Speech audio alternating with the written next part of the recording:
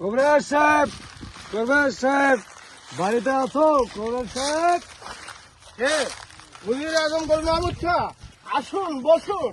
না আমি বসতে আসিনি কবিরাজ সাহেব, তবে কি মনে করে? আমি এসেছি মালার অসুখ। এই অসুখ শুধু ওকে ভালো করবে না, আমার জন্য কিছু কাজ করে দিতে হবে। যেমন কি কাজ করতে হবে? যেভাবে হোক ছলে বলে কলে কৌশলে তোমার এই কবিরাজি চিকিৎসা করে মালাকে আমার করে দিতে হবে। এর পরিণাম তোমাকে আমি কিছু ইনাম দেব। তাতে কি তুমি পারবে? আরে পারবো না মানে? এই 100 বার পারবো, এই 1000 বার পারবো। আর কবিরাজি করাই তো আমার একমাত্র পেশা।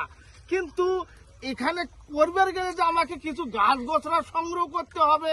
এই ধরুন, কোনো গাছের ফুল, কোনো গাছের মূল, কোনো গাছের লতা, কোনো গাছের পাতা, কোনো গাছের ছাল, কোনো গাছের বাল, কোনো একত্র করতে হবে।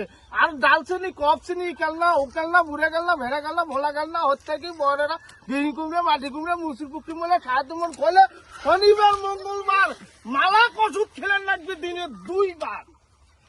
ও ঠিক আছে কবিরাজ সাহেব, তাই যেন হয়। আর ওই আমার কথাটা যেন মনে থাকে। আরে সেটা তো থাকবে, কিন্তু আমার পয়সা করে কিছু। আরে পাবে পাবে, এই নাও আমি তোমাকে আপাতত কিছু ইনাম দিচ্ছি।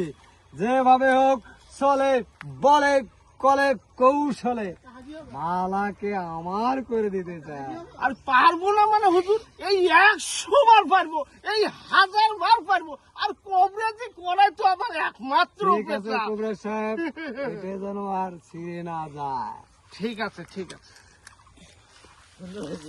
ঠিক আছে না?